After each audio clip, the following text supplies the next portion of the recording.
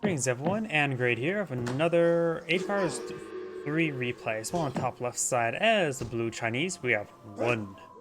On the bottom right side as the red US of A, we have STEVEP? STEVEP. If it's all capitalized, you're supposed to spell it out, I guess. Generally. Maybe not, I have no idea. Well, either way, let's see what natives on the map. We do have the House of Witten. House of Witten is... So you get some Trabants, infantry of high hit points and protect nearby units by absorbing some damage inflicted, so we got a bit of a tank. And Saxon Courier, so it looks like we are in the land of the Germans. We have heavy Saxon hand cav with high hit points and area damage. It's like the French Crusaders, but just German. Which means German engineering, right? And of course we have here the House of Habsburg. So maybe this is in between Germany and Denmark? That's for Habsburg, right? No. That's, I'm thinking, Holstein. I'm not very good with these locations. Let's see, mounted infantry, ranged heavy cav, which is actually unique, very, very unique variation of most cavalry, because the ranged are usually light cav. That can be dismounted to become a skirmisher, which sounds like they're also going to be heavy skirmisher? Good for infantry, benefits promotions, so if anybody builds them out, we'll probably need to take a better look. In line infantry, tactical Austrian musketeer, which gains benefits from decent stance as well as promotions. So we're not in, so we're somewhere between Germany and Austria. Got it. And this is what, still the House of Witten, yep, so still the same there.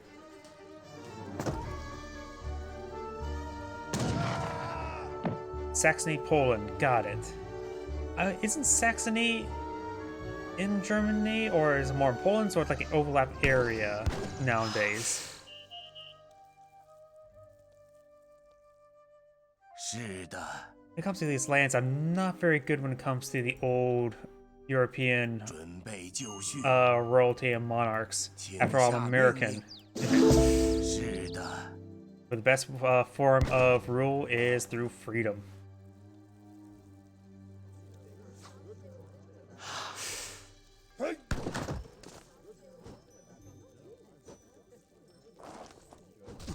You have now Julius A. Penn. What sort of names? There's gotta be a name for something for that. Over here, we do have a foreign name. Saxony is Germany, but the time period that is represented, the Prince of Saxony were also kings of Poland. Holy Roman Empire, yeah. Holy Roman Empire. You just have to say Holy Roman Empire as like, it's not even technically even a country or nation or empire. It's a loose confederation of states. And when I say loose, I mean non-existent. I think Prussia is... yeah. Either way. And since we do now have some cards selected on in, let's see what each player has selected for cards. For the Chinese, we do have the Belgian Muster, Wood, Gold, Chuko News, Standard Army hit points, increasing hit points of Chuko News and Step Riders. Neither Holy, nor Roman, nor an Empire. Yes.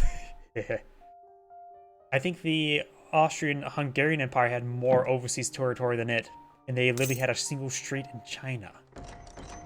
Quang Pikemen, Step Riders, Mongolian Scourge, and the Diplomatic Intrigue. As well as Gold, Arquebus, Territorial Armory increases Arquebus and Chengdo attack and hit points. Repelling Volley, Chuko News, and Arquebus increase attack. Keshik's double-faced armor, Iron Flails, Keshik meter hammers, armor, and hit points increase. Armor increased by 5%, range 5%. Being Army, ships 8 Step Riders, 8 Keshiks, upgrade them both units, so you also get your discipline upgrades. So if you hold off on the upgrades, you get those for free, but forgetting that. Meteor Hammers, Hand Mortars, and Acupuncture. All units train faster. Free units spawn slightly faster. So if you want to go for free units, you get more free units. Pikemen, Old Dynasty Reformed, making your trash units much more healthy and damaging. It costs 25% more, but it's overall still a good trade-off. 50% more health and damage for 25% increased cost. Pretty good trade, plus it does directly apply to your current outstanding units. Manchu Chang combat. Wang Pikeman, Changdo, catch mini harms, and attack hit points increased by 50%. Flying Crows and Western Forbes, 8/8 damage and health points. For the US of A, let's see what cards we have. Of course, looks like we do have the Virginia, now admitted Virginia colony. Let's see, Chinese immigrants, which does allow him to delivers 1 trading post rickshaw and enables the levy to be used at trading posts and allows and to recruit more trading post rickshaws for free. Trading hit points increased as well, so it's a pretty good card. Quite a bit there as well. Got food, wood, gold, a lot of resource crates there. No cards right there. We've got regulars, state militia, Virginia General Assembly ships 1 state capital wagon, makes the upgrades research state capital wagon capital for free, excluding spies and blockades. Seminole Scouts ships 12 Seminole Shark Tooth Bone can go to stealth, so we got a can't use this card twice. So we got stealthy archers and the Lee's Legion. Is that related to Robert E. Lee? Referencing the Mexican secession? Either way, it does give him 6 carbine cavalry. Russian-American Company supplies 2 blockhouse wagons, enabling villagers to gather food from huntables faster. It looks like crushing both of these locals. It's a wave of Trabants. Trabants are classified as a heavy infantry. They do bonus damage against cavalry and melee as well. And this one's going to get hit as well. So let's US players eyeing for some natives. Some native Germans and Austrians. Would United States Army increase the attack and hit points of heavy infantry? Not bad. Heavy infantry and Minutemen and the general. 54th Massachusetts Volunteer. Got a big wave of cards coming on in. Let's see, Continental Rangers increase the attack and hit points of ranged infantry armed. Wow, how to attack and hit points of ranged infantry armed with rifles. So state militia, sharpshooters, owl hoots, an outlaw unit, Jaegers increase. So anything that carries a rifle, anything gunpowder range basically, will get a damage bonus. But unlock grenadiers, which also is gunpowder. Buffalo soldiers, carbine attack and armor hit points increase. Increase damage by 50% and 10% in range armor. Not bad. Orders? Got the state capital wagon. Let's see, Georgia Hussars. Upgrade your Hussars to veteran status and reduces their cost. Cheap for Hussars, not bad. Rolling artillery ships fewer Gatling guns after each use, so it resets out the 3rd. So you get infinite Gatling guns, of course, in different numbers. Ship a 4 wagon, increases the build limit. Very critical since the US and Mexicans deploy out a large number of forts, as their little unique region variation. Postgalaxies Legion ships a number of powerful Uhlans, enables them to be trained at forts. Delivers 12 Prussian Uhlans, which is perfect for this map, right? And enables them to be guard Uhlans immediately. And once we come to this fight, we'll talk about the research cards. Step Riders are receiving some damage there from the Trabants. Crossbows getting some damage here. They do bonus damage to heavy infantry, which these guys are classified. They have 20% siege armor, so they resist falconet fire and other siege weapons. Chukuno do get stabbed there. Getting some great damage there onto these Step Riders. And now we've got some veteran sharpshooters. Sharpshooters are, of course, a skirmisher variant, which what is your command? US factions just have a bit more extremes. Their damage multipliers are greater in both good and bad in general. They offer sharpshooters have 22 range, which is longer than the 20 range of regular skirmishers. Gains extra range per upgrade, jeez. This is the prime example of the snipers in this game. Other than the Aztec Archer Knights. I'm ready. Orders? Yes. And let's see, he's course 1 Virginia, which allows him to get upon arrival. This card grants 2 shipments to spend, so you get 2 shipments for 1. Also delivers 1 giant grenadier. That is actually one of the native researches where you get 1 giant grenadier per shipment. So he now has a free sets of giant grenadiers coming in. Very nice. Coupler Minutemen. All existing town centers spawn 6 Minutemen. Minutemen retain their hit points 75% longer. Kentucky Coalfields. Ship 2 prospect wagons that opens the coal mines. Gather 2 times faster than other mines. I wonder what the capacity is. The capacity is probably pretty small. And Kentucky Hunters. Ships 5 Owl Hoots, which are the outlaws. And for each shipment you have sent so far this game, you should receive additional sharpshooter. So at this point in time, you'll get 5 Owl Hoots, which is a renamed Renegado,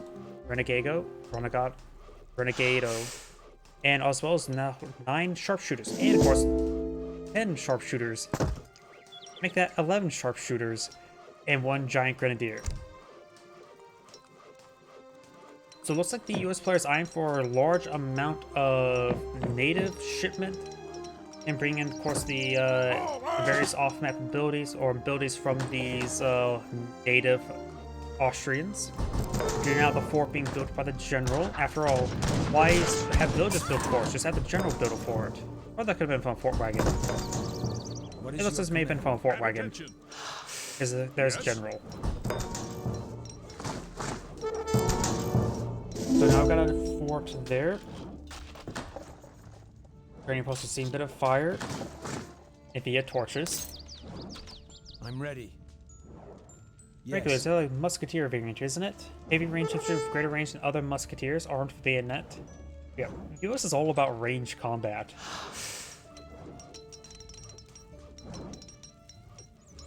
After all, they know the art of the gun. I'm sort of disappointed as well. The carbine cavalry don't actually have a higher rate of fire with lower damage, being a actual lever actions they're supposed to be carrying. I think that's a bit of a shame. They should have like a lower damage, higher rate of fire weapon. After all, the cartridge firing technically has a smaller amount of power than the old muskets. As well as smaller calibers. What is your Regular is now straightforward. Of course, got a number of arquebuses. They are, of course, the Chinese skirmisher, the crossbow, which is known as the crossbow variant.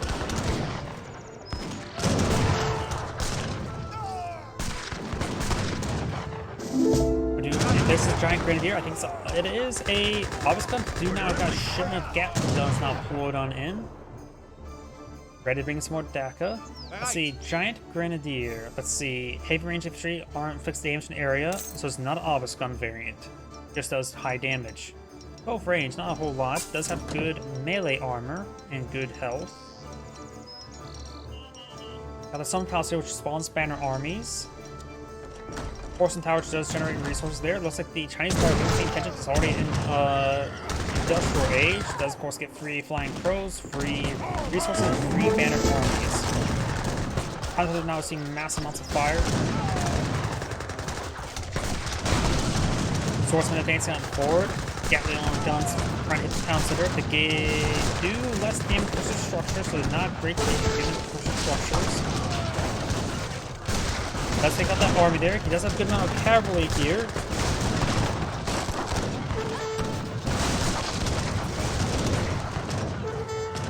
Oh, so they are a Grenadier variant.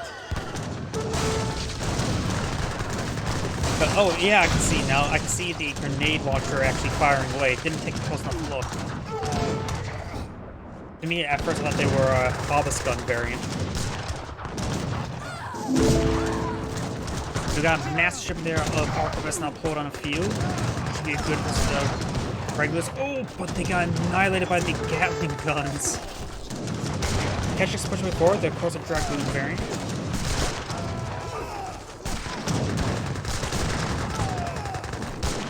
The arquebuses are just getting annihilated by the Gatling guns. I would say they're like organ guns, but organ guns are very different from Gatling guns. Gatling guns are their own model.